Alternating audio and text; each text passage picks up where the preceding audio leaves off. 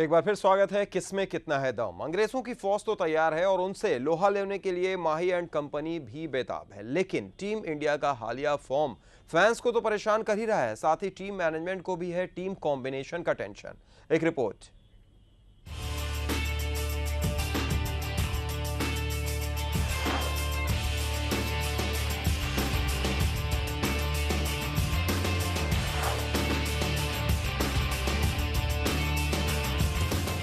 जी हां, किसमें कितना है दम।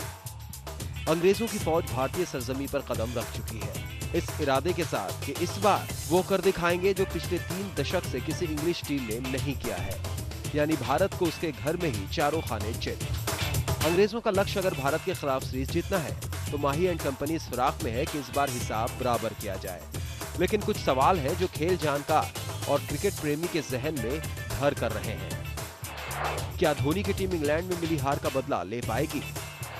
क्या सचिन, सहवाग और जहीर जैसे खिलाड़ी एलिस्टर कुक, केविन पीटरसन और ग्रेम स्वान की टीम पर भारी पड़ेंगे?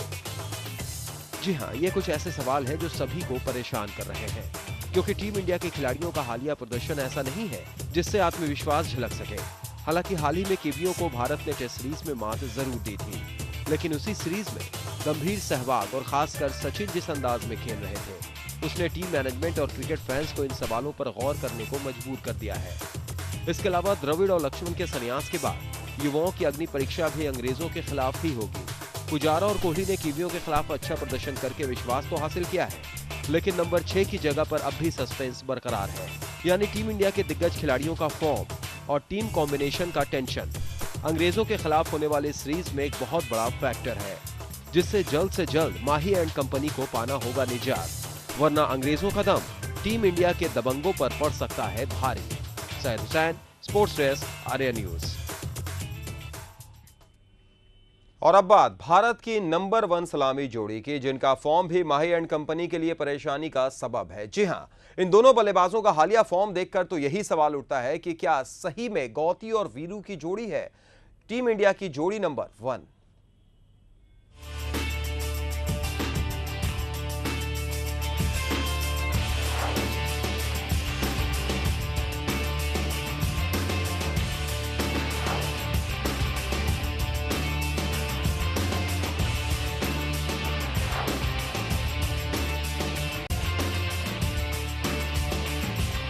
जब वीरू गंभीर की जोड़ी पर उठे सवाल तो क्या खूब बोले गौतम।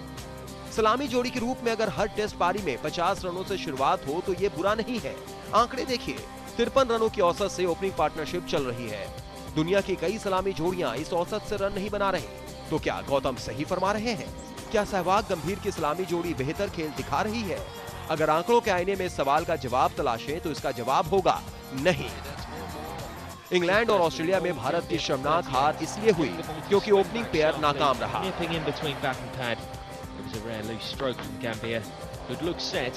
ऑस्ट्रेलिया दौरे के 4 टेस्ट मैचों की 8 पारियों में सहवाग और गंभीर की सबसे बड़ी साझेदारी रही 26 रनों की। अगर मजबूत टीम के खिलाफ सलामी बल्लेबाजों का ये हाल रहेगा तो मिडिल ऑर्डर के बल्लेबाज तो हमेशा दबाव में रहेंगे। कंगारुओं के खिलाफ भारतीय बल्लेबाजी हमेशा दबाव में रही और टीम इंडिया चारों टेस्ट मैच हार गई। पिछले 2 सालों से सहवाग और गंभीर ने टेस्ट मैचों में कोई शतकीय साझेदारी नहीं की है, फिर भी गंभीर सब कुछ ठीक होने की बात कह रहे हैं। गंभीर का बल्ला पिछले 2 सालों से रन नहीं उगल पा रहा। उन्होंने अपना आखिरी शतक जनवरी 2010 में बांग्लादेश के खिलाफ लगाया था। पिछले 2 सालों में गंभीर ने 13 टेस्ट मैच खेले हैं, जिसमें उनका सबसे ज्यादा स्कोर 93 रनों का रहा है। गंभीर ने यह पारी जनवरी 2011 में दक्षिण अफ्रीका के खिलाफ खेली थी। 2011 में गंभीर ने 8 टेस्ट खेले और केवल 4 अर्धशतक बनाए। जहां तक इस साल के टेस्ट मैचों का सवाल है तो गंभीर ने 5 टेस्ट मैचों में केवल 1 अर्धशतक लगाया है। गंभीर के इस खेल पर क्या सवाल नहीं उठेंगे? टेस्ट मैचों की लंबी पारियों से ही पहचान मिलती है। क्या गंभीर इस बात को नहीं जानते? वीरेंद्र सहवाग की विस्फोटक बल्लेबाजी का कोई सानी नहीं, लेकिन पिछले 2 सालों से उनके बल्ले की गरज भी धीमी पड़ गई है। 2010 में सहवाग ने 14 टेस्ट मैचों में 5 शतक लगाए थे, लेकिन उसके बाद उनके खेल में अचानक गिरावट आ गई।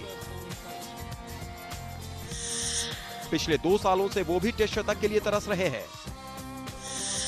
2011 में सहवाग ने 7 टेस्ट मैच खेले, जिसमें उनका अधिकतम स्कोर 67 रन का ही रहा। 2012 में सहवाग ने अभी तक 5 टेस्ट मैच खेले हैं, जिसमें उनका अधिकतम स्कोर 62 रन।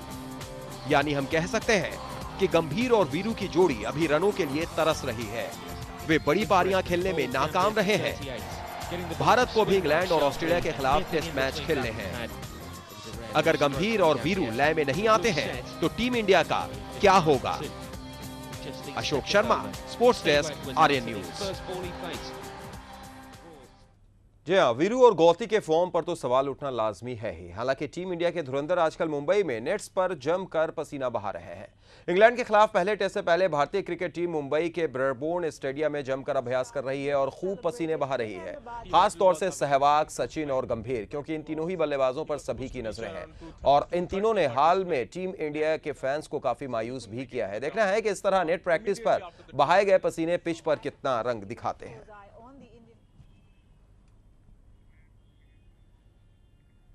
टीम इंडिया इधर परेशान है तो इंग्लैंड के लिए राहत की बात यह है कि भारत के साथ पहले टेस्ट से पहले इंग्लिश स्ट्राइक गेंदबाज स्टीवन फिन की चोट पूरी तरह ठीक हो गई है और वो 15 नवंबर को भारत के खिलाफ अहमदाबाद में होने वाले पहले टेस्ट के लिए फिट हो गए हैं। गौरतलब है कि फिन को पहले अभ्यास मैच के दौरान इंडिया ए के खिलाफ मांसपेशी में खिंचाव आ गया था, जिसकी वजह से वो अगले दोनों अभ्यास मैच से बाहर रहे थे। लेकिन अब फिन फिट हैं और उन्होंने नेट पर जमकर गेंदबाजी की है।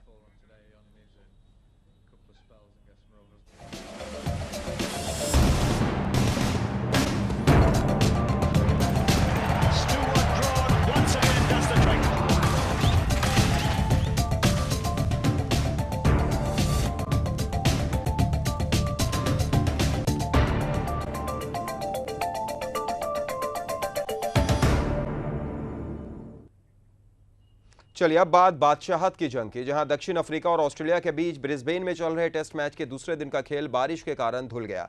मैच ऑफिशियल्स ने दोपहर 4 बजे दूसरे दिन का खेल रद्द करने का फैसला किया। सारे दिन पिच पर कवर पड़े रहे। इससे पहले गाबा पर 19 नवंबर 1983 को पाकिस्तान और ऑस्ट्रेलिया के बीच दूसरे टेस्ट के आखिरी दिन पूरे दिन का खेल रद्द हुआ था।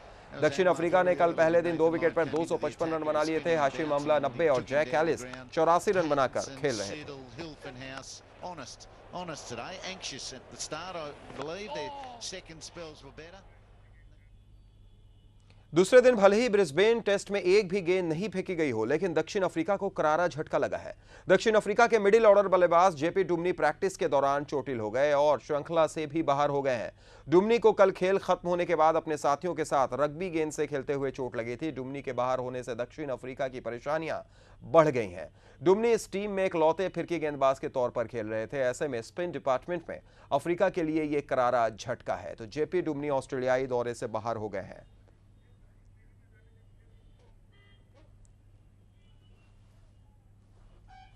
अभ्यास के दौरान पैर में चोट लगी जेपी डुमनी को। रग्बी खेल रहे थे जेपी डुमनी। चलिए क्रिकेट के बाद अब बात कर लेते हैं टेनिस की। भारत के रोहन बोपन्ना और महेश भूपति की जोड़ी एटीपी वर्ल्ड टूर फाइनल्स के सेमीफाइनल में पहुंच गई है। भारतीय जोड़ी ने अपने से ज्यादा सीडेड मैक्स मिर्नी और डेनियल नेस्टर की जोड़ी को पराजित कर यह मुकाम हासिल किया। विश्व की 5वीं वृत्ति प्राप्त जोड़ी ने मिर्नी और नेस्टर की जोड़ी को कांटे के एक मुकाबले में 7-6, 6-7, 10-5 से शिकस्त दी। मैच को जीतने के लिए भारतीय जोड़ी को 2 घंटे पसीने बहाने पड़े। भारतीय जोड़ी को यह मुकाबला हर हाल में जीतना था, क्योंकि उन्हें विंबलडन चैंपियंस जोनाथन मरे और फ्रेडरिक नेल्सन के खिलाफ हार का सामना करना पड़ा था। हालांकि अपने दूसरे मुकाबले में बोपन्ना और भूपति की जोड़ी ने रॉबर्ट लिंडसेट और होरिया टेकाउ की जोड़ी को मात दी थी।